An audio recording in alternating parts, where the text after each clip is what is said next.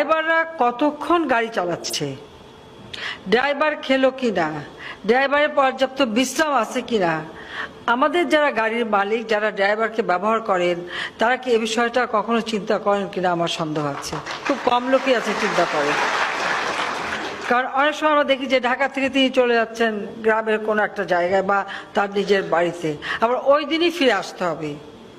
তিনি কি একবার ভেবেছেন যে ড্রাইভার তো একজনই, আর গাড়ি চালানোটা যে গাড়ি না চালায় সে বুঝবে না যে যতক্ষণ স্টিয়ারিং হাতে থাকে ততক্ষণ মাথা কতটা চিন্তাযুক্ত থাকে আর কতটা টেনশনে থাকতে হয়। যদি কেউ গাড়ি চালিয়ে থাকেন সে বুঝবে, যে জীবনে চালায়নি সে বুঝবে না, এটা হলো বাস্তবতা।